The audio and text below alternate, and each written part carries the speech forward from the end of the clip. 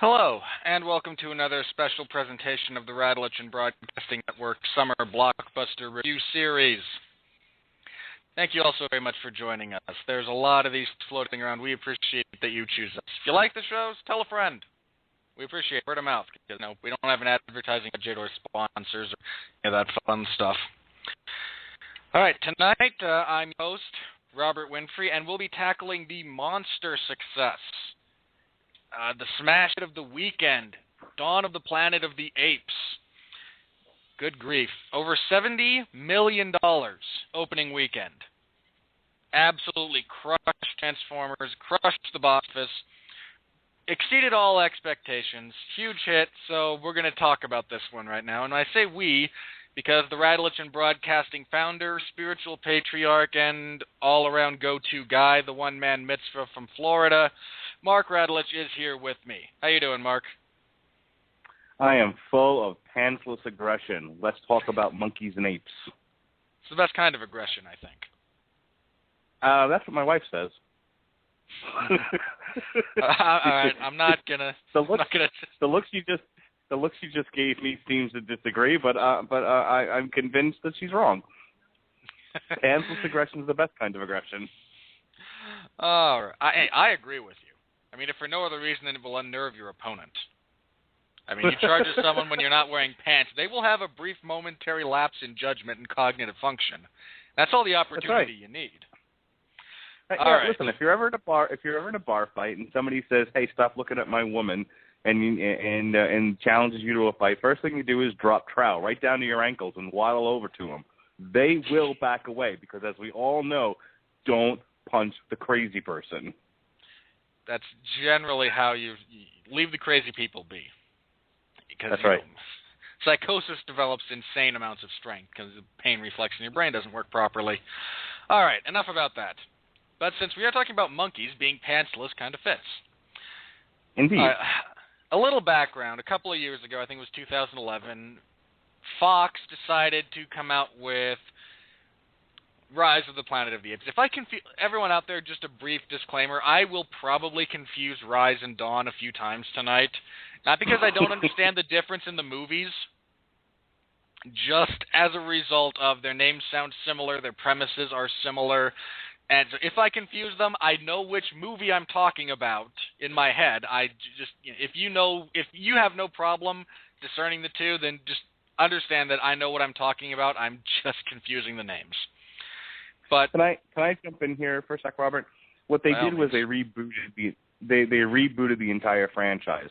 They had attempted to do a modern reboot. We do not discuss Tim Burton and Mark Wahlberg and their awfulness. Well, we need to as a part of history. They attempted to reboot the franchise with Tim Burton's Planet of the Apes. It sucked, and it's best forgotten about. They let a few years slip by, and they said, it's kind of like with Batman. Warner Brothers and DC, they had a Batman franchise. They went 4 movies deep, and after the 4th one, they said this was so bad we're not doing a 5th one. And they let a few years go by. They let people kind of forget about the monster that is Joel Schumacher, and they started fresh with a new director and a new producer, and we got Batman Begins. Kind of the same story with Planet of the Apes. They tried to revive the franchise in a modern era, starting with Tim Burton's Planet of the Apes. Ugh. It sucked. It was awful. It was best forgotten about. They let a few years go by, and they said, why don't we try to revive the franchise by rebooting it, starting with the backstory? Kind of the Lucas interpretation of reinventing your franchise, only with less CGI. So that gave us 2011 and James more talented Franco-led, people. Indeed. Except James Franco. Rise of the Planet of the Apes. Okay, I will throw it back to you now. Well, that movie not only made money, it was very well received. I mean, I hadn't seen it until actually last Thursday because I was going to go see I knew I was seeing yesterday. Monday night, I found that I finally got around to seeing Dawn of the Planet of the Rise, and see, this is what I mean, people. This is gonna happen. So just bear with me. I got around to watching Rise of the Planet of the Apes last Monday, and apart from James Franco being eminently replaceable, as he always is and always will be. It was good. I mean, it maintained the spirit of the original, the good ones from the original series, without trying to remake them and you just go over them. It kept their spirit intact, and that's an incredibly valuable thing to have. I mean, it's not easy to do, but it's also very valuable. And we got a good movie, so, profitability, franchise, long-established franchise, we were getting another one. And, I mean, I don't even know how to properly say how much better this one was than Rise was. I mean, and I enjoyed Rise of the Planet of the Apes, partially because I like John Lithgow. Also because what they were able to do with the motion capture technology and Andy Serkis playing Caesar was just phenomenal. The movie is as much about him, about the intelligent monkey, as it is about the people. And it was really nice to see that. We got some, the monkeys had character. There was a story involving that. I mean, it was a really well-done movie. And then this one comes along and, by and large, just absolutely blows it out of the water in every conceivable way. Well, I think one thing to note about these Planet of the Apes prequels is that, one, there was a rich backstory to how we got to Charles Heston's Planet of the Apes story, which is, an astronaut goes into space, he lands on a strange alien world. Turns out it's the Earth of the future run by monkeys, with humans, with a minimal amount of humans running around as outlaws. The concept of the whole world turned on its head. Well, much like Darth Vader, there's this whole backstory here, which is interesting, and they're showing it to us. How did we get to an entire planet run by intelligent primates? The first one,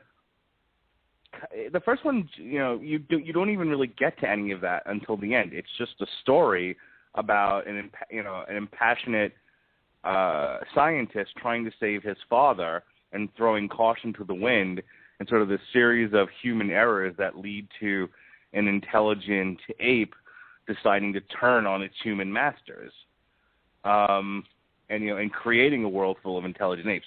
The second one is where you really get to the meat of the backstory. Dawn of the Planet of the Apes really took its time and gave you, because it's not just a world run by apes. It's run by apes who hate humans and think humans are, just it's kind of, oh God, what movie was it with John Travolta, where Battlefield blacks Earth? aren't? No, where it's the one where blacks are high society and white people are the trash, and just the whole idea of how did things get turned on its head like this. And so it's not just a world run by apes. It's one where humans are outlaws and humans are looked down upon, and how did we get? Well, in the original, humans have devolved. They are not even capable of speech. Right, and that's so the thing. Anyway, sorry, I cut you off there. No, and so the whole thing is, well, how did we get there? And so this is really the first step in getting to the Charlton Heston original Planet of the Apes adaptation of the novel, and it's great. It's the one thing I want to say before I throw it back to you, Robert, is if you were looking for all-out monkey warfare, just the old Eddie Izzard bit of guns don't kill you, monkeys with guns will kill you, that sort of thing. True. You will get that, but to say that that's sort of the crown jewel of the movie, I think misses the point. This was absolutely. This was very much character driven. This was about relationships and people and betrayal, and it's funny. Somebody on my Facebook page said, "Oh, Planet of the Apes was predictable." Okay, it's a prequel. First of all, we all know what's going to happen. The fucking apes win. Okay. I hate to spoil it for people, but I'm sorry. You knew that going into the movie, so the fact that it was predictable is sort of beyond the point. You're watching this movie to see, how did we get to where we got to? And the movie, you spend a lot of time with the apes and their civilization. You also spend a lot of time with the humans. And what I liked about this movie was that the humans weren't, Kirk Acevedo was, but the rest of them. Yeah, if anyone's going to be stupid, it's Alvarez. Of course, and he played that part very well. So my thing is, there was a lot of balance among the humans, a lot of balance among the apes, and the lesson Caesar learns at the end of it, that not all apes are created equal, and some of them are real bastards. I thought it was a nice one, and the fact that you do have all-out monkey warfare is sort of an afterthought, which worked for me. Oh yeah, that was one of my favorite things about this entire movie. Was at the end of it, I actually saw this with my dad, who was down here with us for a couple of days, and one of the things he mentioned to me coming out, my thought as well was, there's good and evil on both sides. And it would be so easy, and they portray that very well, and it would be extraordinarily easy to go, okay, for example, monkeys bad, humans good, or the other way around, and you have like one human who's the lone voice of reason against the society. No, there's equal parts good and evil on both sides of the equation. These are not, yes, you have characters that are good or evil, but they're defined by their characteristics, not by the fact that they're a monkey or a human.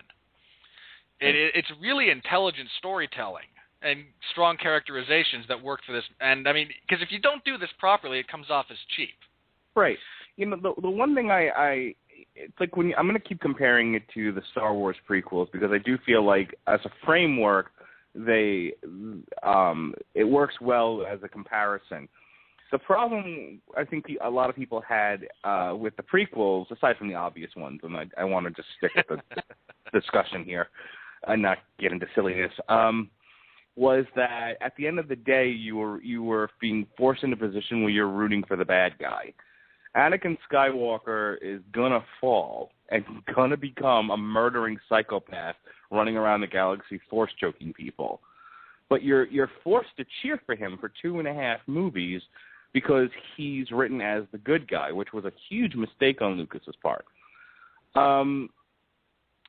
This is the crux of the issue with these Planet of the Apes movies, is that they are dealing with essentially, the monkeys are the bad guys, but are they? Because not all the monkeys are the bad guys.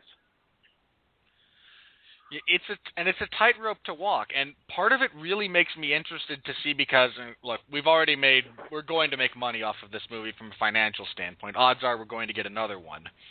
And given that in the first one, there was actually a scene where they talk about the spaceship that had entered orbit around Mars, you could easily get a kind of spiritual return to to the original, with the astronauts come back from their mission to Mars and find the Earth decimated. Mm-hmm. But by the same token, you're not necessarily going to get them where, okay, apes are hunting humans for sport and humans are, blathering idiots. So right. What I got distracted because there's something going on in my house right now that threw me off. But what I was trying to get to was, you are able to root for the people who really are the good guys. Caesar is your hero, and while your first inclination to root against him might be there because you don't want the apes to win, Caesar is not a bad ape, and Caesar is not met with a desire to wipe out the human race. That's not how the character is written. The character is written as such where he came away from the first movie thinking apes are better than humans, and we're all better off living separate but equal lives. It was a very post Civil War kind of a thing.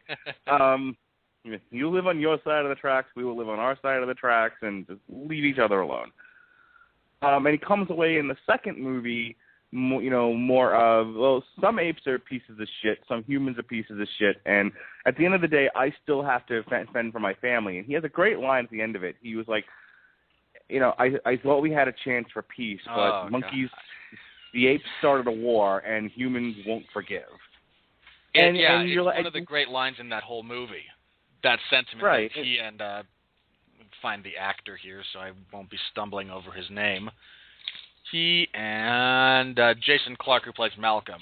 It's that little meeting of heads at the end where they kind of lament the fact that we had a chance here. Because at the end of the day, they were willing to let the humans rebuild. They just said, look, don't mess with our civilization. And the humans didn't. The humans did absolutely. That's one of the funny ironies of the movie. The humans did nothing wrong to the apes. I mean, one or two got shot. Shit happens. But for the most part, it's not the humans' fault that things went the way that they did. It was Koba's. Yeah. So your hero in the movie is Caesar. Your villain in the movie is Koba. And it's a story about the ape civilization sort of warring within itself, and the humans are just sort of there. And that might sound like a criticism, but that's actually the way the movie should have been written. I completely agree. I mean, the fact that we got less of the humans really worked out well because, well, first of all, we have a bunch of them that are kind of replaceable, and there's not a whole lot of them. I mean, human society at this point is decimated. Right. I mean, there's not many people left, and honestly, the workings of the ape society are more interesting than the people struggling to survive. I mean, right. I didn't need a 15-minute segment about how they're running out of food. Well, that's the thing. I think there's a story to tell about the humans in the aftermath of AZ-113 or whatever it was called. However, that's not the story they're telling. The story they're telling is how the monkeys rose to power, which means wasting time on how the humans are getting on is exactly that. It's a waste of screen time. But, I mean, there is a story there if one is interested. But you're right. I didn't care either. And so I was glad they spent a lot of time in the monkey civilization. Well, and again, I felt the monkeys were by and large more interesting as well. And the interactions between the humans and the monkeys are interesting, but I felt like more time with just the humans. We got enough to understand their circumstance, the plight that drives the conflict, but we don't need any more than that. And thankfully, we didn't get stuck with it. For those of you who haven't seen it, I'll give you a really brief plot synopsis. We've talked about elements of it, but the movie takes place 10 years following Dawn of the Planet of the Apes. Caesar and his intelligent group of monkeys... Rise, whatever. Again, I'm going to do this, so I'm apologizing right now. This takes place 10 years after Rise of the Planet of the Apes. And Caesar and his group of monkeys, chimpanzees, gorillas, a couple of orangutans, they're all living in the Redwood Sanctuary. It's Muir Forest, across the Golden Gate Bridge. It's in Southern, across from San Francisco. They haven't seen hide nor hair of humans in 2 years. And they're all kind of assuming humans are gone. Well, they're not. They're living in a shelter, and they're running out of fuel. And their solution to, okay, there's no more nuclear energy to power the city of San Francisco, and we're running out of diesel, is, well, there's a small hydroelectric dam up there in this national forest type scenario. And we've rerouted all the power lines, so now this will power the small quarantine zone and tower that we're living in. Well, this is also in the middle of the apes' territory. There's some confusion. Kirk Acevedo shoots one of them. Apes don't want people around. People don't have a choice. We come to a brief understanding of, look, we're just going to do this. We'll leave you alone. We understand. We just have to get this working or we're really in trouble here. There's a monkey named Koba who was, if you saw the first one, was a lifelong test monkey in the Genesis labs. So he hates people, just hates humans. I won't say irrationally because you provide enough negative stimulus, it becomes rational, but he hates them without care. They're humans, he hates them. He doesn't like that Caesar's trying to help them. He doesn't like that they still exist. He shoots Caesar, frames the humans, the monkeys storm the barricades. Fortunately, Caesar survives. He gets nursed back to health by a couple of humans. He defeats Koba, reclaims control of the monkey society, but by this point in time, the humans who actually got their power for a little bit of time, have made contact with a military group in Northern California, and all they hear over the radio is something the akin of, intelligent monkeys are killing people and enslaving us. So now the remnants of the military is coming down to attack the monkeys, and we leave off with the ominous impression that this is going to get a whole lot worse. Yeah, I've heard that the next one's just going to be called Planet of the Apes. I've heard War of the Planet of the Apes. I've heard Battle for for the Planet of the Apes. I've heard Morning Wood of the Planet of the Apes. I've heard Tossed Salad, Planet of the Apes. I don't know. But I would suspect we are not going to get another 10-year gap here where you're going to get a continuation of the cliffhanger ending from Dawn of the Planet of the Apes, where they're pretty much where the apes have taken control of the sanctuary city, where this human enclave was, and are awaiting a force of humans. And by the way, the battle sequence when Koba starts to lead the apes into battle. A quick aside, just because I put this on Facebook and I've been doing this for years, and I feel the need to over-explain things. So my friend Tom and I went to go see Braveheart in the movie theaters. Have you seen Braveheart? I have. Okay. Mel Gibson, Scotland, et cetera, et cetera. One of the most historically inaccurate movies of all time. Doesn't matter. If you're interested. I still enjoy it. I'm just pointing it out. Yeah, historical inaccuracies, inaccuracies. I don't care. They bent over. They showed their asses. It was hysterical. Any case, there's a scene in one of the war sequences. The heavy cavalry is running down the Scots, and Mel Gibson has had them build large spears, and they're sort of hidden in the grass. And he's telling hold, hold, hold, and then finally he says, "All right, do it," and they pick up the spears. And they slay half the cavalry, just killing horses left and right. And my friend looks at me and he goes, "We lost a lot of good horses that day." And I, in the middle of this movie, in a quiet theater where people are, where grown ass adults are tensely watching this amazing movie, I'm laughing my ass off, and I've been doing that ever since. Every time there's a movie like this, I'll always mutter out loud, "We lost a lot of good horses that day," and they did. And in this one, you've got Koba riding. Now, I mean, just as a human being, I know it's a movie, but just picture, an ape with a machine gun on horseback riding at you. Even after whatever it was they've seen in the fall of humanity in the past 10 years due to the virus, still some picture.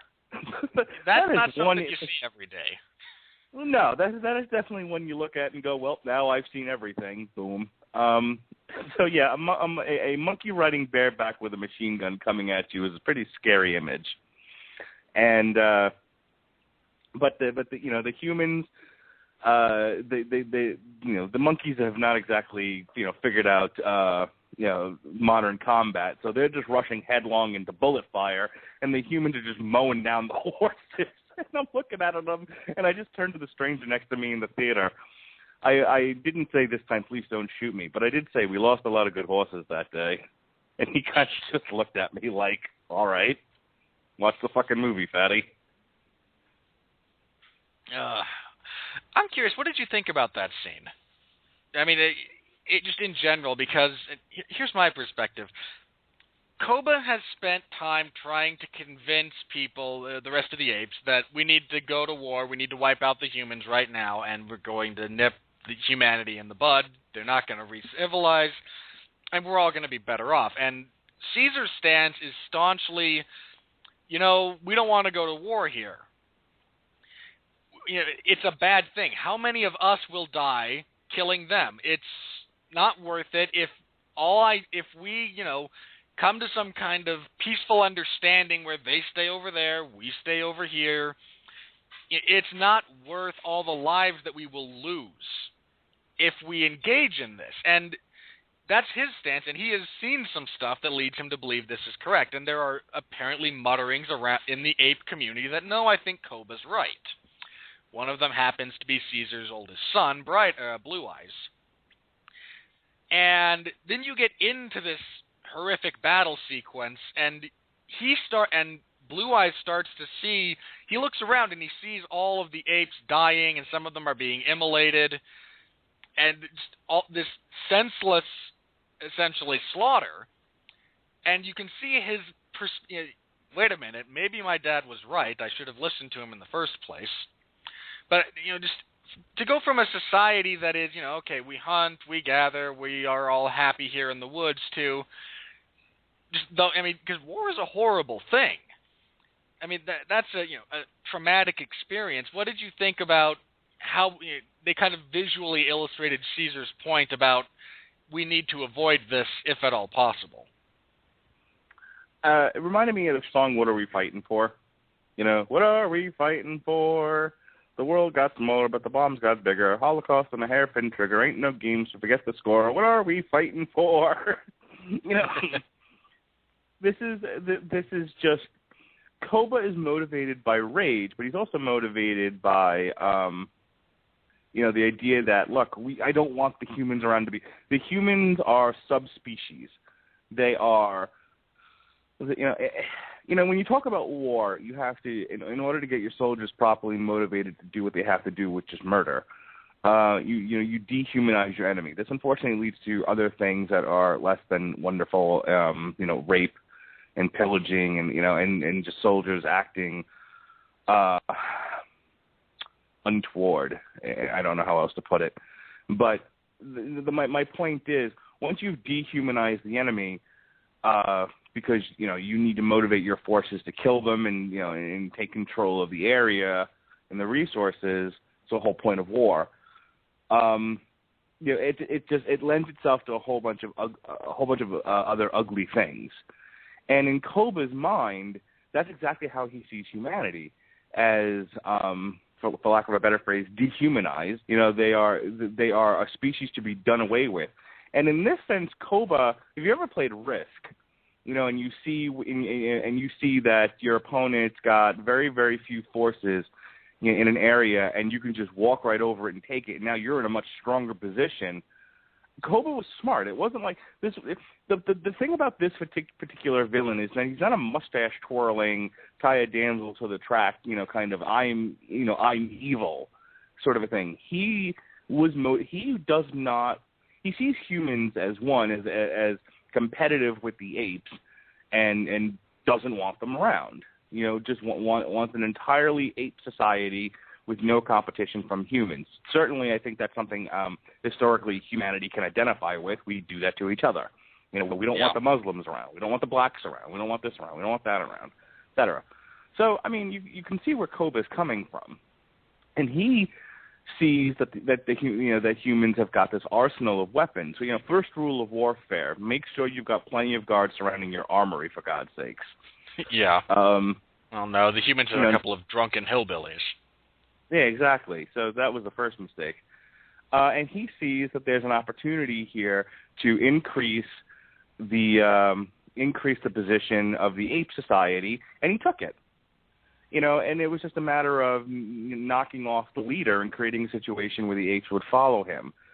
And that's one of the things I really liked about it was take away the sci-fi elements of it. This is not Planet of the Apes. This is just human beings doing what human beings do. It's a tale as old as time, isn't it? Oh, yeah. One guy, look, when this is a Shakespeare trope from way back, and it's a matter of how you execute it. This was American this is older politics than Shakespeare. 10 years. I was going to say, this was American politics 10 years ago. Crazy Arabs fly planes into New York City, and the first thing Bush's cabinet wants to do is attack Iraq. And everyone sort of looks at Don Rumsfeld and Dick Cheney and says, "Cool your pits. Why don't we deal with the problem at hand, not create new ones?" Literally, if you read Ron Susskind's book and some of the other books of the time, this isn't a political thing. I'm trying to make a comparison. I know. There wasn't, we were attacked on our own soil by independent terrorists, and the first thing that the president cabinet, some of the people in the president's cabinet wanted to do was attack Iraq. So Koba sees an opportunity to attack the human society next door, and he took it. Then he created a situation that was favorable to him to do so. And it rang true, and I really liked it. Yeah, it was a really... It's going to sound odd, but it was a really, I want to say human thing, but what I actually mean is it was a very honest thing in the sense that this happens. There's no logical leaps here in the sense that, first of all, the characters develop to a point where it makes sense for him to do this. And this isn't a behavior that is completely foreign to anyone watching this movie. It all makes sense. Right. The other thing I want to add to that is he feels that Caesar is blinded by his love for humanity, or by at least his exposure to humanity in a way that was positive. So, it's what you talk about on your podcast every Friday night on the Radulich and Broadcasting Network. Everyone loves a bad guy. Thank you. And that is, you're welcome. And it was seamless, wasn't it? And it was. That is that a good villain is one that believes he is in the right. So kind of what we talked about with the Maleficent podcast, and to a degree what we talked about in the Disney one. There are some villains that just revel in being evil. They're like, they like to take candy, Mr. Burns, they like to take candy from a baby and kick old ladies and pee in the street just because it feels good to be bad. And then there are your villains who are villains because what they are doing is detestable, but they absolutely, positively believe they are doing the right thing. So you have Megatron, Koba, you have the one schmuck from Pocahontas. These are all people who believe they are doing what's best for themselves and their society, and that's what's driving them. It just happens to be immoral or whatever, and that's the problem. Wrong. But, yeah, their belief in their cause is what drives them and makes them compelling. And the fact that there's maybe a degree, maybe there's part of you that might say, there's something to that. Right.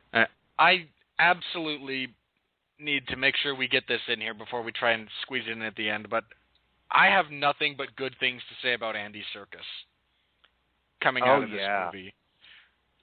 It is a crying shame Andy Serkis isn't winning Oscars for his performances as Gollum and Caesar. I think he was nominated for Caesar from Rise of the Planet of the Apes.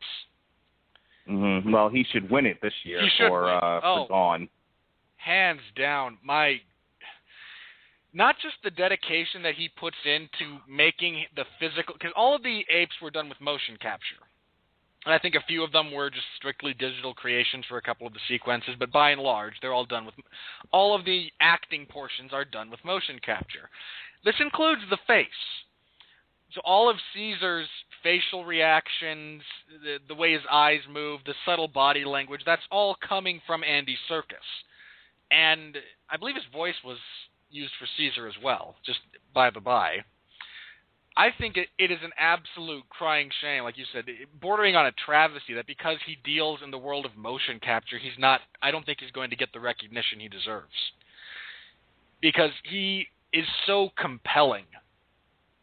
Caesar is not just a smart monkey. He is a fully fleshed out character who has a character arc. He learns things. You see his inner conflict. You understand his motivations.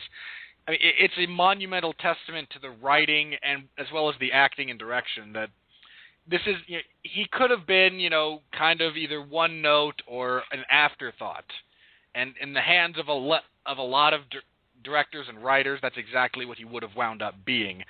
And the fact that he is, like you said, he's the hero. He is the central character to these stories. Yeah, this isn't like Transformers where your hero is Shia LaBeouf, and he's just, and he's propped up by Optimus Prime and Bumblebee and all of the other Autobots. This is the way Transformers should have been written, where Optimus Prime should have been your central hero, not the stupid human. Yeah, that's exactly what they did with Dawn of the Planet of the Apes.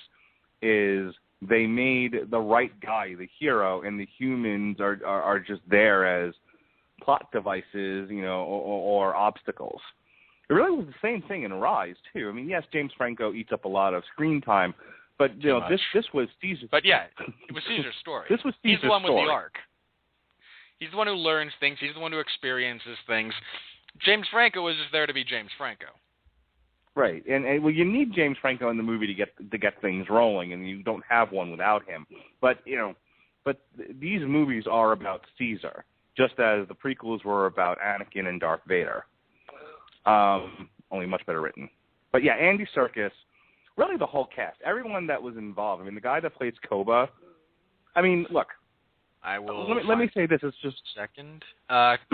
Toby Kebbell. I'm probably mispronouncing his last name. let me say this, so this is going to sum up my feeling on the motion capture and everything else. I forgot they were apes. I forgot they were CGI creation. I forgot they were motion capture. All I saw were characters. I was invested. I was with them. I wasn't questioning what it was I was watching. You know, I didn't have one of those moments where I was like, seriously, with the fucking CGI already? For as far as the thing of it was is I wasn't necessarily focused on the fact they were apes, except for the fact that, you know, that there was a conflict between apes and humans going on. They were characters, and that's why this movie is so good. Well, in addition, I will say this as a brief aside. In addition to them being written as characters and whatnot, they also had the benefit of some of the most beautiful CGI that has been done in a long time. They, you know, like you said, you forget they're apes in the sense that they behave as, I hate to say humans because, again, part of the issue is here, but they behave as sentient beings, which is what I mean when I reference them being humans for the immediate future here. But they look so flawless that that there's nothing there to take you out of the moment, which is a huge. I've said before, nothing takes me out of a movie faster than crappy CGI. Doesn't matter what the movie is, doesn't matter how good the movie is. Bad CGI absolutely kills my enjoyment of anything. And all of the sequences. I mean, Grant, you know you are aware that they've all been motion captured, that they're all done via CGI, but it doesn't intrude on your enjoyment of the movie. It's an enhancement, and it's just so well done. The way they were able to, you know, I mean, again, they motion captured all the movements, all the facial tics and everything, but the way they're able to craft that from a computer standpoint to translate so flawlessly onto screen, it's a monumental benefit to them. I mean, it's absolutely beautiful to look at. But can we also say that, I mean, this is a bunch of people wearing motion capture stuff, acting like apes, to the point where it's believable that they could have been. I mean, the guy playing Koba, you've already said his name, and I forgot it, but the guy playing I could Koba, tell you again. You could, but it wouldn't do any good. Who, you know, when he manipulates the two humans into dropping their guard long enough for him to swipe a machine gun and shoot them, that was brilliant. That's my favorite scene in the movie. I mean, because have you ever watched like any of the old, like, Smokey and the Bandit and, you know, the Cannonball runs where there's an orangutan running around, you know, and it's always doing the same thing. It's acting silly and it's doing that, you know, thing with the lips, and, you know, it was one of those minstrel moments. It was, here, let me act in a buffoon-ish way, in a way that you're used to seeing me, so that you'll drop your guard long enough for me to murder you. It was awesome. And that is a human being doing that. Yeah, it's amazing. I mean, I liked both of those scenes. The first one when he gets caught in there, and here's Koba, this, you know, angry, militant, murderous, tortured ape, and tortured as well. Yes, not without. Again, he hates humans for a very good reason. This is not random. And his response to being caught by men with guns is, "I will behave like a monkey." I mean, I was going to say, he became a minstrel. He was like, "Okay, Master Bob, I'm sorry for stepping into your thingy. Watch my dance." That's really what he was doing. Yes, yes. And when he comes back and they give him the alcohol, and his response is he takes the gun and then he just murders them. He just shoots these two guys several times in the chest at close range with an M16. It was really wonderful. Wonderfully well done. I know why you enjoy it. Okay, the other guy, I have to say, I feel like the guy who got the big short change as far as time on screen goes, by and large, was probably Gary Oldman. Now, yeah, I don't say that. Up. Now, I understand why he gets so little screen time. He's with the human settlement, and 90% of what's going on is with the monkeys. And as we mentioned this just a few minutes ago, that's fine. That's the story they're telling. That's how it's supposed to be. But for me, and I'll tell you, the scene that caught me by surprise as far as this, they mention a few times the fact that, again, I imagine something like 90% of the human population is dead, courtesy of the virus unleashed at the end of the first movie. So everyone has lost everyone, essentially. It's a minor miracle that Malcolm, the human you kind of follow, has his teenage son with him. And but his new girlfriend lost her daughter. I mean, everyone has lost, essentially everyone in their family, and humanity is trying to rebuild. After they get the dam working, and before the apes actually attack this human settlement, Gary Oldman is happy because the lights are back on, power is restored in a consistent way. He's sitting alone in his office because he's one of the leaders, and you hear the beep. And I actually looked around. I saw this with my dad. There were like 10 other people in the theater because I go to early shows so I can save money because I'm cheap. But 10 in the morning, there's, like 10 other people in this theater. And I hear, the beep from, the iPod or what have you, that same beep that says it's charging. And I actually looked around like, okay, who's got the phone? And no, it's actually Gary Oldman's iPad that is charging now because they have power. And he pulls up and he opens it, and you see on the iPad surface a picture of his two young children. And he breaks down in tears. And what kills me about what really fascinated me was there's two different phases to his reaction. One is he's sobbing with joy because the only photos he has of his children are on this device that they might not have ever had power for again. And then it's the remembrance that, oh crap, oh yeah, they died horribly, and I'm all alone in the world now. And he says not a word of dialogue in this sequence, but you understand everything that is going through his mind at that point in time. And again, I understand why he didn't get more screen time. It's just a crying shame because he's such a talented actor. I actually thought Gary Oldman was wasted on this movie, and I don't mean that as in like I wish he wasn't in it, because everything you're saying is true, and it actually makes me reflect upon the episode of The Long Road to Ruin, Thursday nights at 9:00, featuring myself and Sean Comer. This week we'll be discussing Batman the Animated Series, but a couple of months ago, seamless, right? Seamless. We were doing Alien, the Alien franchise, and I had said that one of the things I thought was missing from Aliens, the second movie, was there were scenes they cut out featuring Sigourney Weaver and her daughter, which explain a little bit more and kind of give you more background for why she connects with Newt more so than any other person on the excursion. And there's Jason the one scene in the beginning when what was it? The company man who's in all of these movies. There's always someone representing the company wishes to capture the thing. But he comes in and he tells her, I found some information on your daughter. She died a few years ago. Right. You've been missing for 80 years type thing. Right.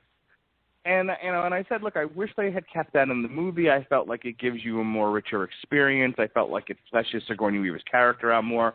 And both Jason and Sean fought me on that and said, this movie is about Marines shooting aliens. We didn't need the stupid, subplot with Sigourney Weaver and the daughter. And I said, no, you do need it because she forms a relationship with Newt seemingly out of nowhere, and it's never really fleshed out in the movie. So it would have been nice to have had that background where Sigourney Weaver was aching from the loss of her daughter because she was gone for 80 years and she just missed it. Now, as just a really quick aside. I often kid with my wife. I said the reason why I don't just choke people these days is because I don't want to go to prison and miss the next 20 years of my children's life. I couldn't live with that. So imagine this person who missed their child, a significant chunk of their child's life that they'll never get back again, and then she meets this kid whose family has been murdered by xenomorphs, and no one else bonded with this child like she did, and she like overly bonded with the child because she needed to fix that hole in her heart. That's why I felt like the scene needed to be there. So why am I bringing that up? Because it relates to the Gary Oldman scene. It offered nothing to the plot. It really offered nothing to the story. It was one of those things where if they were short on time, they probably would have cut it. But then but the nerds like me would cry that they cut that part from the movie because it showed. Because without that scene, Gary Oldman is nothing in this movie. He's literally running around doing nothing, and then he blows himself up in the end. This was the only scene where he got a chance to actually act and do something, and it was like a piece of art at your local metropolitan art museum. It was just a thing of beauty to watch, and it related to almost nothing else in the movie. No, I mean, all it did was serve to kind of underscore and remind you that humanity is, again, almost completely gone from the planet. I also brought it up because you had moments that they referenced it with the other characters. I mean, Malcolm mentions briefly that he's lucky to have his son. The girl lost a daughter. I mean, they mention it, but these are all actors of exponentially lesser skill than Gary Oldman. Yeah. I was really surprised they had Gary Oldman in the movie, and then gave him nothing to do.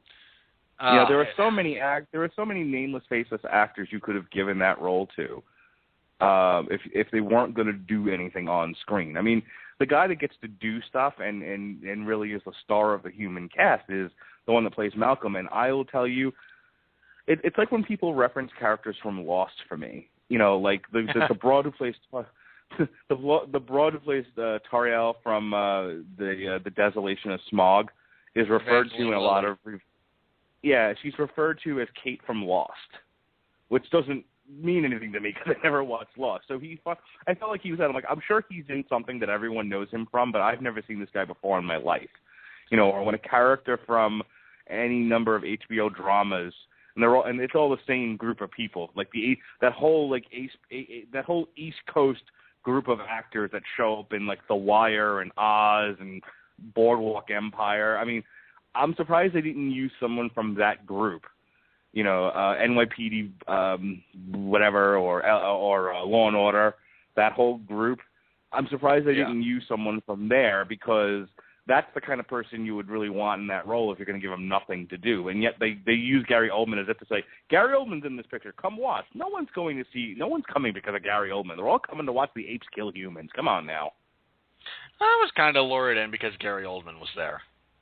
I was not a little bit. Well, look, again, I think Gary Oldman is a fantastic actor. I mean,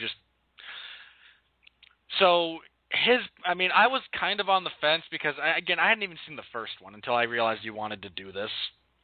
So I kind of went, well, okay, the other one had James Franco. Well, this one has Gary Oldman. That's a marked improvement. I mean, yes, he wound up doing very little throughout the entire movie, but by the time I got there, I was prepared for, okay, wait a minute. These are the guys who are going to repair it. This is where most of the stuff is going to be, and Gary Oldman will be featured in a substantially lesser role. And I understand what you're saying about it being wasted. By the same token, having him there gives the entire thing a bit more gravitas, whereas someone like Dan Florek or J.K. Simmons would just not necessarily have brought anything extra to it. And again, you say wasted is probably the correct word in that you could have done so much more with the talent that Gary Oldman brings. But the fact that he shows up for just a few minutes and still manages to make one of the bigger impressions outside of Andy Serkis, at least for me, was just, it speaks volumes to the man's talent. And everyone else was just there. Which is the sad thing. All the other humans, I mean, even the guy who plays Jason Clarke, who plays Malcolm, sadly just left no impression despite all of his screen time. Yeah, he was kind of just wallpaper. He has the same look on his face through most of the movie. I don't want to call him a bad actor or anything. He's one of these. He's kind of like not Ian McDowell. Who played Obi-Wan Kenobi in the Star Wars movies, the originals, the old one. Sir Alec Guinness? Yeah. Sir, if you ever read some of the interviews with Sir Alec Guinness, he was like, I don't understand the script, so I didn't act. I just read lines. That's kind of how he was in this movie. He's just kind of showing up and reading the lines as a human being would read them, and there isn't a whole lot of acting going on in this. He's just sort of, there to move the plot along. And, I use the word serviceable a lot, and his performance in this movie was serviceable, as was the broad that played his girlfriend or whatever. Carrie Russell? Yeah, Carrie Russell. Yeah, I thought it was... Felicity. I thought they missed out on an opportunity to have, at some point, Malcolm and Caesar be, working or whatnot, and Caesar gets into a fight with his son, and Malcolm looks over at Caesar and goes, "How old is he?" And Caesar, however, and Malcolm's response is, "Teenagers." To which Caesar just kind of goes, "You ain't kidding, brother." That's silly. It would have been funny, but that's silly. Well, it is, but by the same token, they had that kind of, everything was truncated and whatnot, but it wouldn't have, I suppose you couldn't have done it because Malcolm doesn't understand sign language, which is the only way he communicated with his son at that point in time, but by the same, it might be a little silly, but by the same token, there were moments of levity in these movies, and it would have just, sure. Another thing that highlights, we're not actually that different. But, I didn't write the darn thing. I'm just saying, that would have been a funny thing to put in there. I'm not like a studio executive saying, hey, they should be playing baseball but not have the pitcher because they're monkeys. So I'll be curious to see how the next one goes. I think it's... Excuse me. Well, we've now fulfilled your promise of 50% less coughing. Yes, that's true. There was less coughing than last night. I think the next one is scheduled for 2017.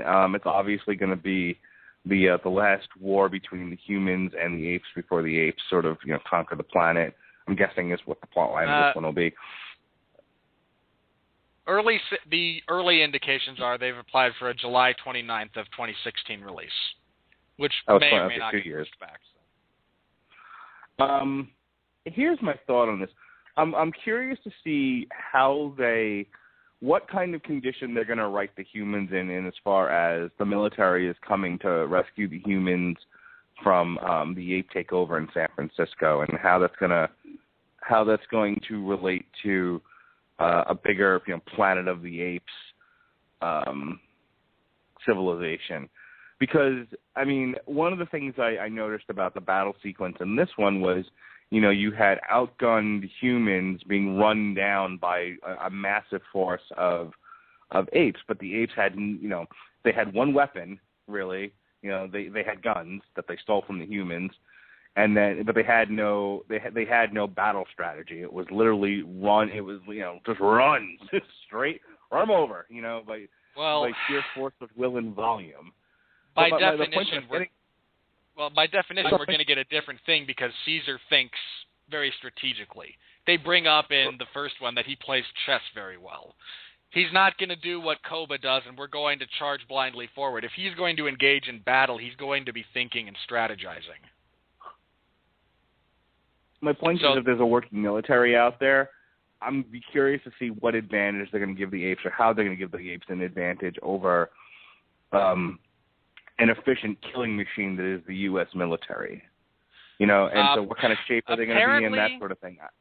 Well, apparently there was, they had a different ending in mind than the one we got, in the sense that everything plays out the same, but instead of ending the movie with Caesar in front of all the apes, and they're all kind of, supplicating themselves to, yes, you're still the leader, and whatnot, they actually have that scene, and then they go out onto the Golden Gate Bridge, and far off in the distance in the mist, the camera zooms out to that, and it's a bunch of terribly maintained naval ships coming into San Francisco Bay. So this isn't going to be a fully functioning military. It's still going to be, somewhat ragtag and, again, depleted and diminished, and their equipment's not going to be nearly top-notch. And I imagine if they're coming on ships, it's just going to be, a fair number of them are just going to be derelict.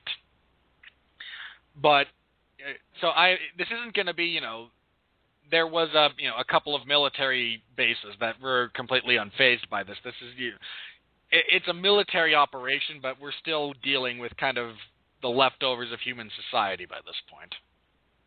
Yeah, I'm fascinated by how it's going to go. I'm not in any way indicating that it's wholly unbelievable. I'm just sort of sitting here wondering, I wonder what they're going to make this look like. Like just like you said, like how much in bad shape is the military going to be, and and how is Caesar going to overcome it. I'm very interested in the next chapter of the prequel Planet of the Apes saga. All right. The last thing I really want to mention here, and because this shocked me, I did some research on, the movie itself prior to this podcast because I like to be a little prepared. Incidentally, we're down to just under 2 minutes of live time. I don't anticipate what I want to bring up will take another 30 minutes, so we're just going to go into Overrun. If you're listening live, thank you so very much for joining us. If you follow either Mark or I on Twitter or on Facebook, we'll repost the show after it's already done, after we get done with our Overrun time. But here's what kind of struck me. First of all, the director. Now, this is, again, I love everything about this movie. And, but I looked at the director, like, oh, Matt Reeves, I wonder what he did. Well, he did a bunch of crap. This is not really the two big things he's done. He did a bunch of TV stuff. Some of which, okay, some of which not so good. But his big thing, he did Cloverfield in 2008, which, if you have I saw that movie at a midnight showing with some friends because we wanted to see it. Brilliant people running the theater turned off the air conditioning. So now it's hot in the theater, and we've got a bunch of shaky cam because it's all found footage crap. People puked, okay? Come on, use your brain, people. And then he did the American remake of Let the Right One In, entitled Let Me In, which I also didn't care for, partially because I'm such a huge fan of the original, of the Swedish one. But how does a guy go from that, a bunch of shaky cam, moving around a lot, fast-paced, I'd say minimal storytelling with Cloverfield, and remaking something else that had been done much better, to crafting a truly great film? I mean, where was this guy what happened that he went from that to this? And by the same token, the writer, now there were a bunch of writers, but the guy who turned in the final script, here's a fun part, a guy by the name of Mark Bomback. And he has, to his credit, and I use that phrase loosely, movies such as Live Free or Die Hard. Oof. The 2009 Race to Witch Mountain, the 2012 Total Recall, and The Wolverine. Oh, The Wolverine wasn't bad. None of these are exceptionally well written. And then, I don't know if it's the guy who wrote this script before him and he just polished it and now gets to claim lead credit on it. But you wrote Live Free or Die Hard, and that was ass. And yet somehow you managed to write something like this. I don't get it. These things are not similar. I feel like, in many ways, that Sean and I, and then you by extension, have contributed to Hollywood getting better. I feel like the movies are getting better because they heard our cries, they heard our pleas, they heard our threats, they heard our angry podcast and said, we're pissing off the Radulich and Broadcasting Network, fix it. Stop writing shit, people are noticing. Yeah, there's at least one, maybe we've graduated to a paid intern in our weekly listenership of round about 150.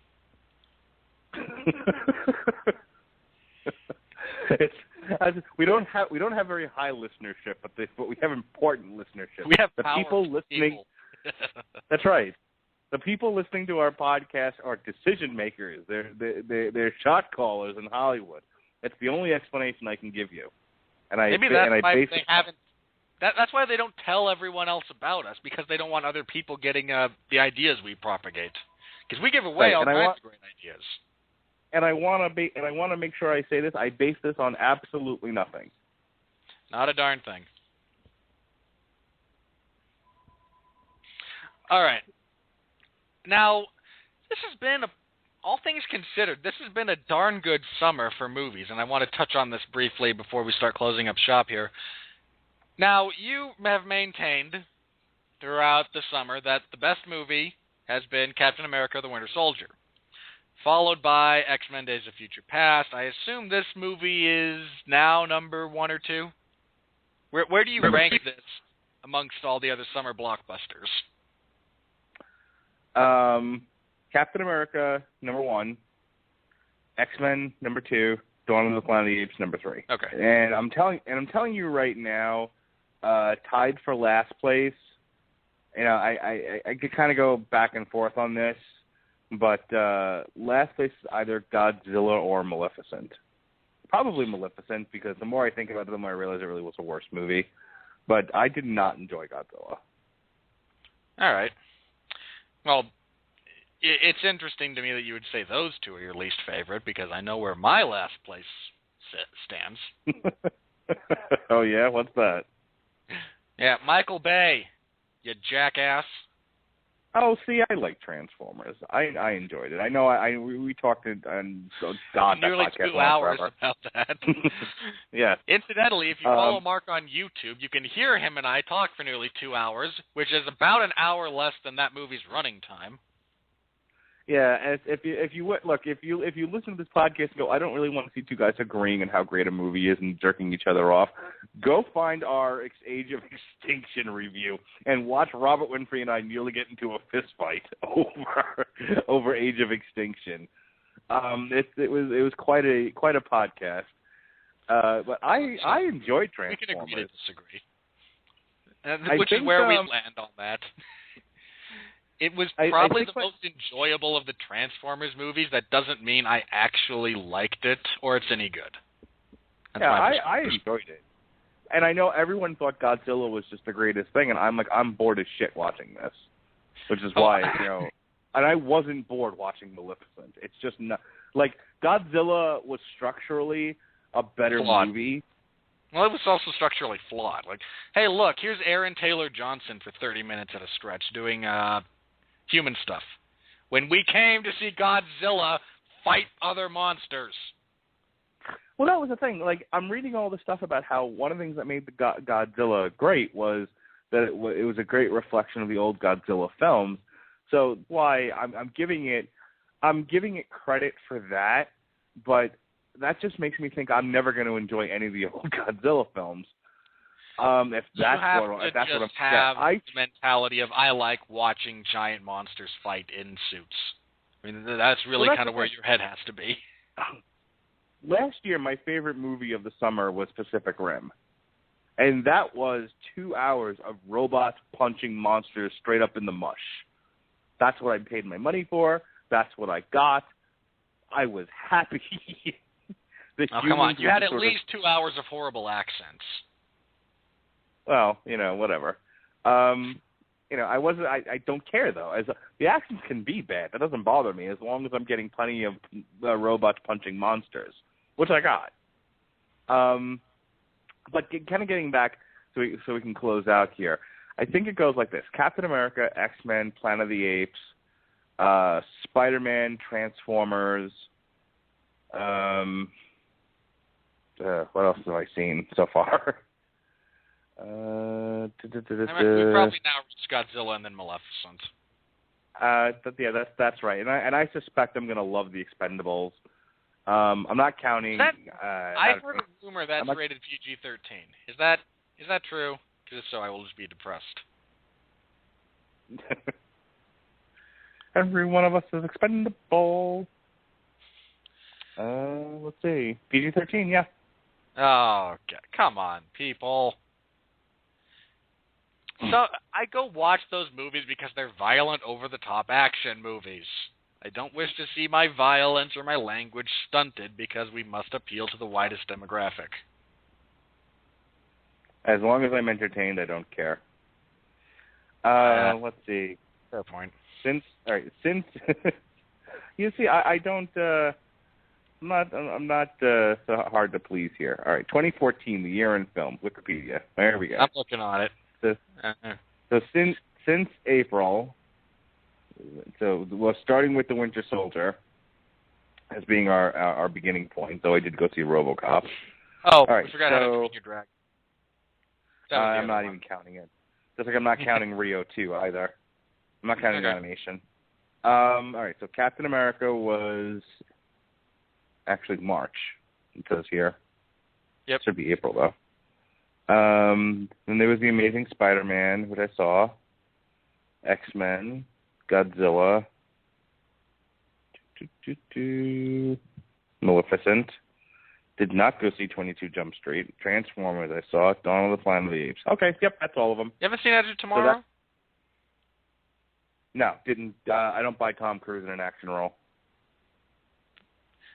Really? Because I know you guys did a whole, you talked about the Mission Impossible franchise. And that's where it ends for me. I just Jack Reacher finally put me over the edge. You were done after that one? You're like, okay, I don't buy Tom Cruise anymore. Yeah, I've had it.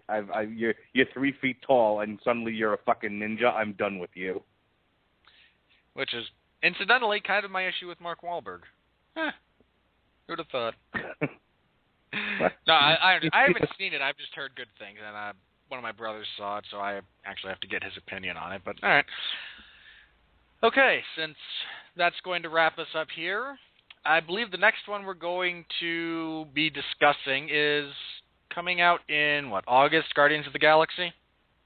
August 1st is Guardians of the Galaxy. And then, all right, let's talk about this, okay? Because I've already gone on record as saying I don't want to see Hercules, and I think you're going to maybe do that one with Pat Mullen if both of you end up going to see it, which you still seem interested in.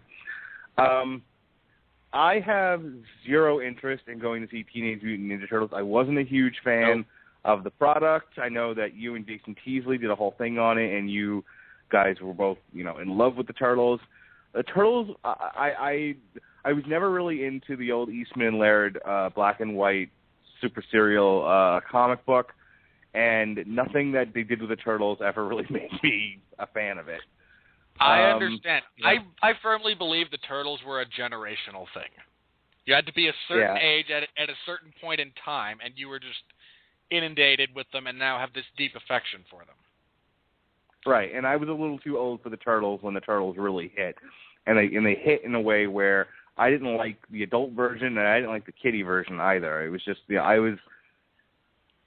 My wife is now shaking her rump, yelling, "Go Ninja, go!" Come on, my Vanilla Ice. My wife just indicated to me that she was that. My wife just indicated that she was in that age group. Yeah, so, but yeah, I have no interest in seeing that movie either, for a completely different reason than you. But I just you hate Michael Bay. He's not even directing it; he's producing. But I have no. Then I saw the previews. At this point, they've turned Shredder into a Transformer. No. And your movie is full of crappy CGI. You've turned Shredder into a Transformer, and you insist on filling my screen with Will Arnett and Megan Fox. Hell no. So that being said, I think the next two that we're going to be doing are at least that I'll be involved in are Guardians of the Galaxy, which here's my thing, right? I'm hoping Guardians of the Galaxy unseats Captain America. Here's my prediction, and I've been thinking a lot about this, and we'll have, and when we go see it, we can talk about it, see if it was true. For years, people have been saying this is the next Star Wars or that's the next Star Wars, and they've all been wrong. Sorry, The Fifth Element was nothing like Star Wars. Go fuck yourself. No. They both had copious amounts of annoying black characters. In Star Wars, it was Jar Jar. In that one, it was Chris Rock. Sorry, Fifth Element is nothing like Star Wars. No, I understand what you're saying. I'm just... I have a prediction that Guardians of the Galaxy will be the new Star Wars. That's my prediction. I feel like Guardians of the Galaxy is going to end up being the best movie of the summer. It's going to be the best Marvel movie to date. It's going to unseat Captain America as the best movie of the summer blockbuster season. I feel very strongly about Guardians of the Galaxy, and this is coming from someone who was not a fan of the comic book, who didn't even like the idea of them doing this movie. But the more I read on it and the more I see trailers for it, the more I realize I think Marvel has made a 5-star picture in terms of it being a superhero ensemble sci-fi fantasy movie. I think this is the new Star Wars. Well, you got Dave Bautista in a starring role. How can it not be great? you say that, but if he's given essentially the same lines as Chewbacca, we'll be okay. No, they have Vin Diesel for that. If they gave him the same lines as R2-D2, we'll be okay. I will say this: I saw an extended preview for this, and there's a line in it where they've all kind of got together, and I forget which one of them says it, but somebody says about Bautista's character Drax, his people are completely literal. Metaphors are going to go right over his head, and his response is, "Nothing goes over my head. I would jump up and catch it."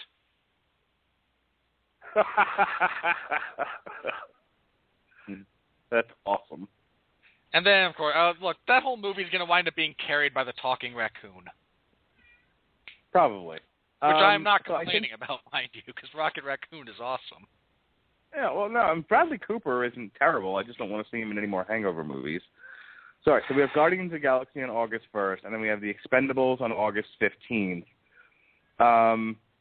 Sin City comes out after that on the 22nd, but I have no interest in seeing Sin City. And I think moderately interested, but not especially. So yeah, I think our summer blockbuster season is going to end with The Expendables 3, and that works for me. I think that's the way it should end. Later on in the year, though.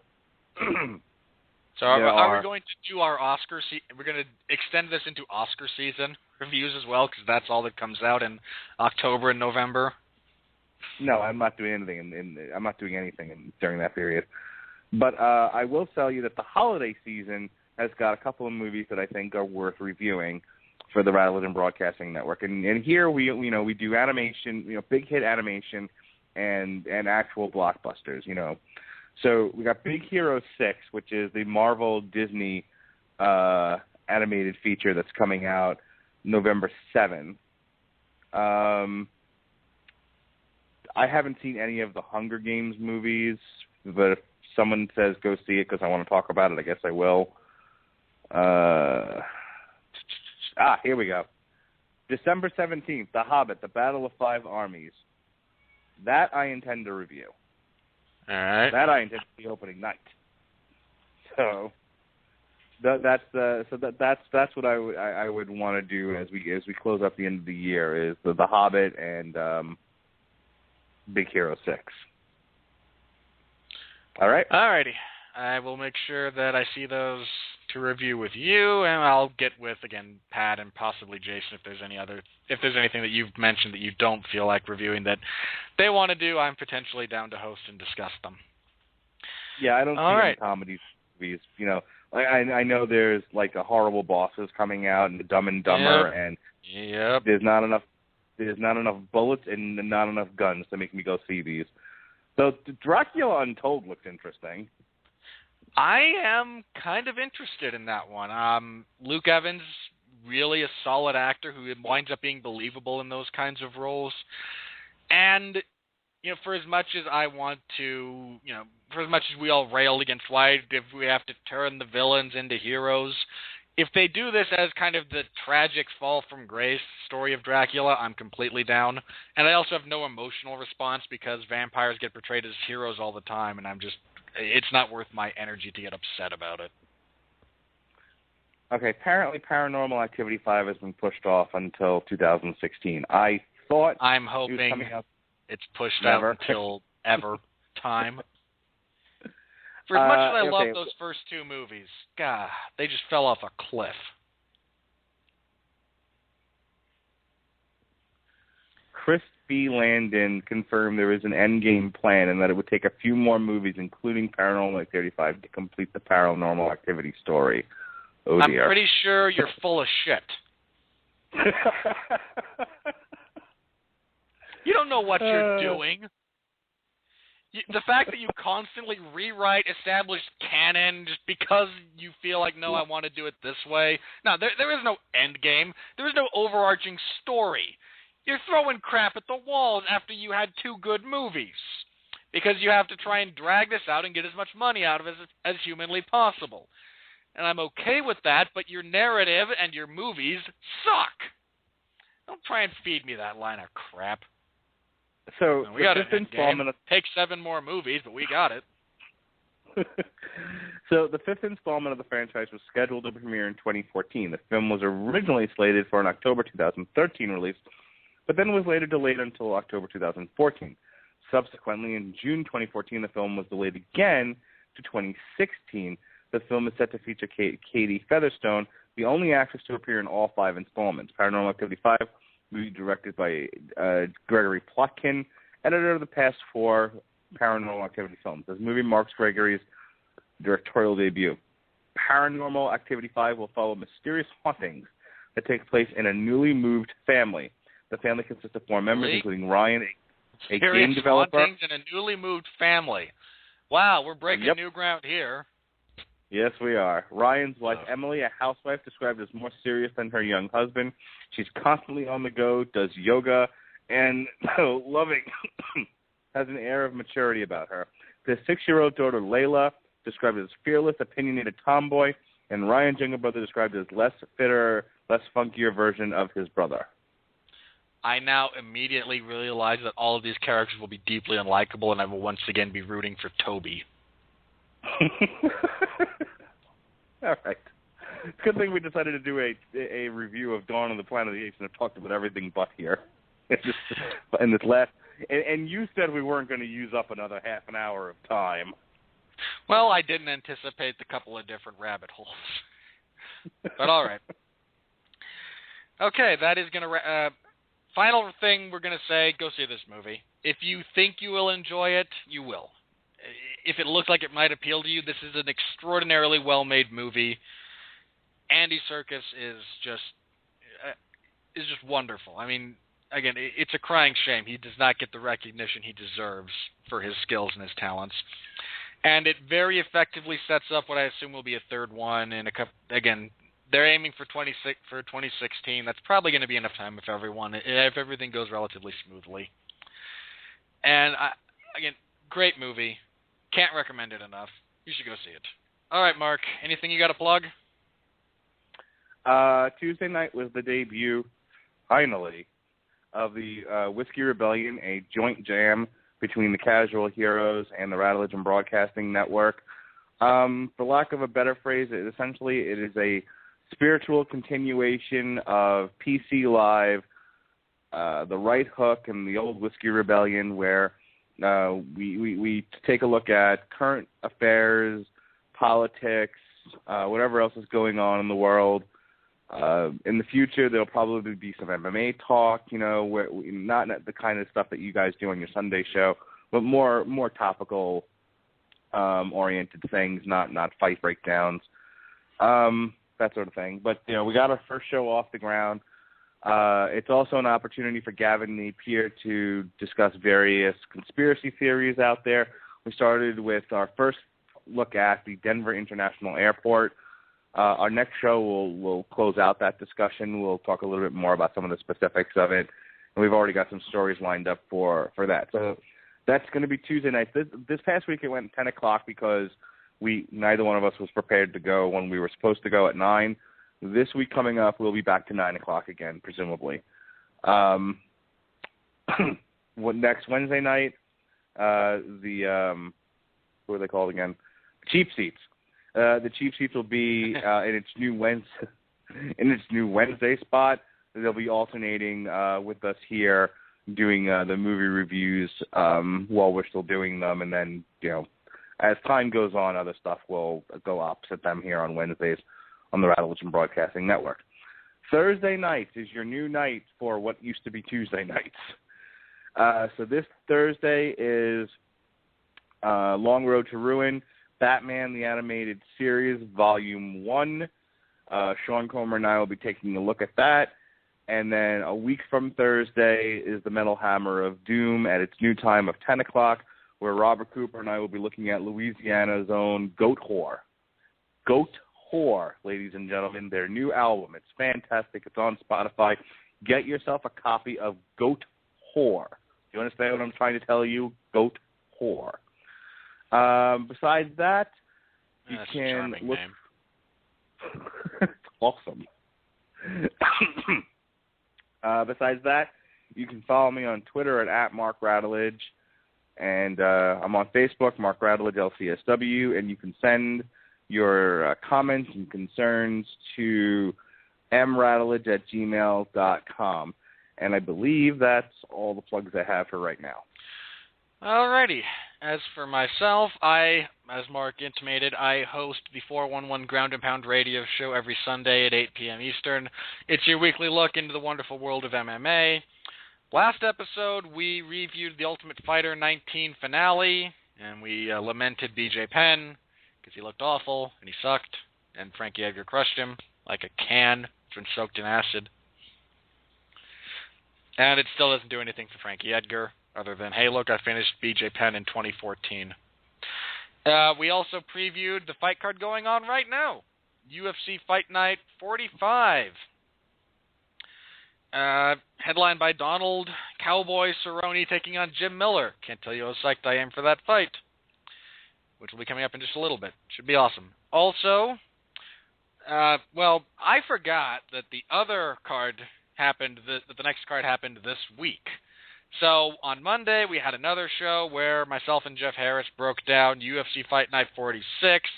Conor O'Irish McGregor takes on Diego Branziliandao. Seriously, Conor McGregor, Diego Brandao. Live on UFC Fight Pass this Saturday. I actually think I'm covering that fight for 411 Mania. So beware my voodoo curse. Just say that. So you can check both of those out.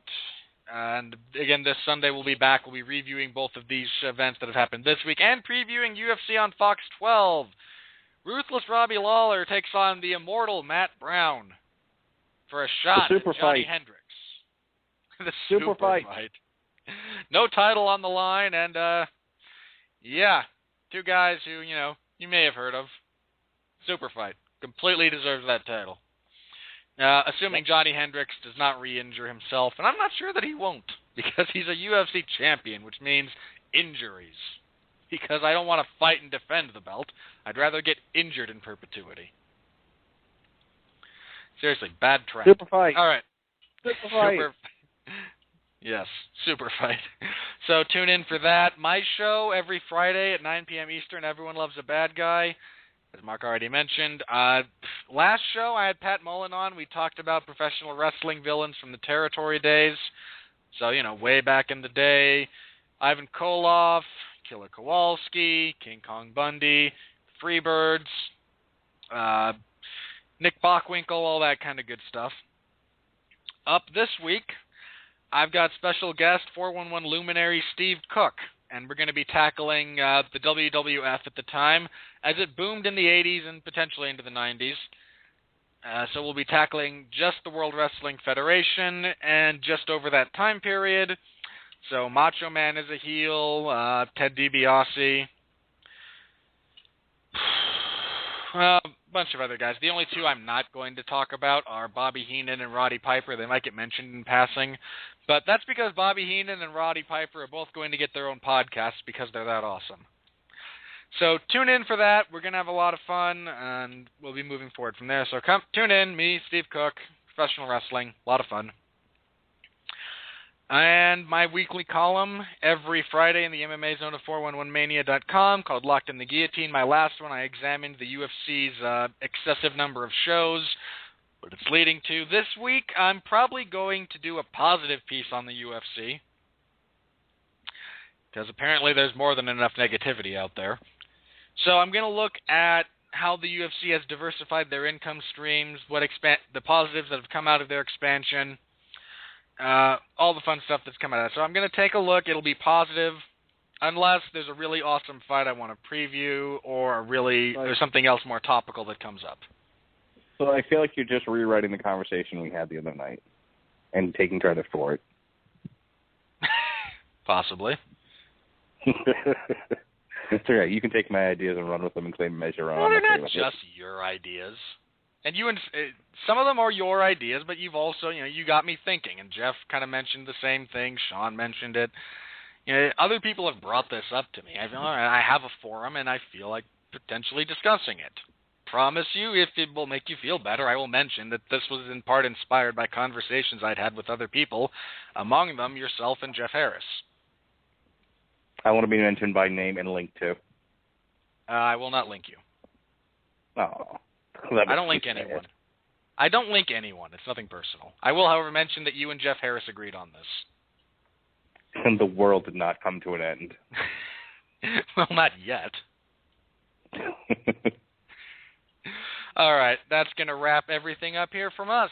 So, for the mandated reporter from Florida, and all those Florida men. Brief side note, I've been re-listening to, I forgot that there was this game. If you ever listen to Old Loveline with Adam Carolla and Dr. Drew, they had a game they would play where someone would read them a crazy news story, and they had to guess if it came from the country of Germany or the state of Florida.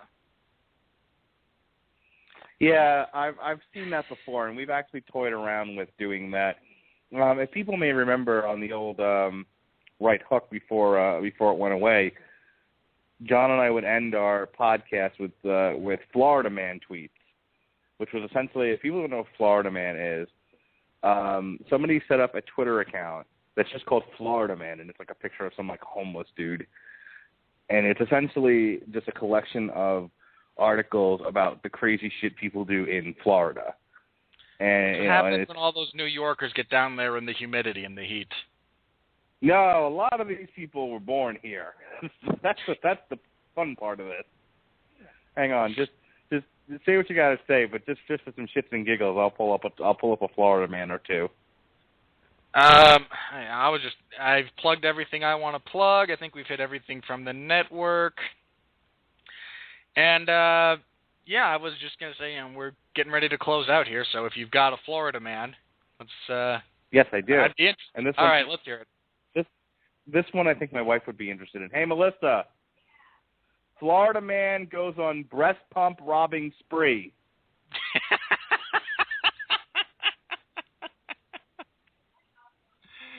This is apparently local. It's from pets.tampabay.com. Alrighty. Oh, jeez. Yeah, I'm glad I don't live in that state. I really am. Florida man squawks, claims he's a pterodactyl as police chase him through Legoland. He would have been better off claiming he was Clucky, because then everyone would have left him alone. All right. Lest we continue with this, because I imagine that could go on for hours. All right, that's going to wrap us up. I get hooked on these every time I start to look at it, so for the love of God, end this podcast. I'm going to. All right, everyone, thank you for listening. Again, go see the movie. Awesome movie. We'll be back in a couple of weeks. If there's one next week, it will probably just be me and Pat Mullen reviewing Hercules starring The Rock, not the other crappy one. I didn't even see that one. It just looked that awful. Nope. Florida man arrested after asking Best Buy employees to transfer child porn to new computer. Oh boy! All right. So again, we mentioned this. Florida man storms into stranger's house, exposes buttocks, and licks door. All right. We're not going to top that one here in the next couple of seconds, so I'm going to wrap this up. So for Mark Radulich, who lives in the state of insanity and has to deal with all that crap, I'm Robert Winfree, reminding you to be well, be safe, and behave.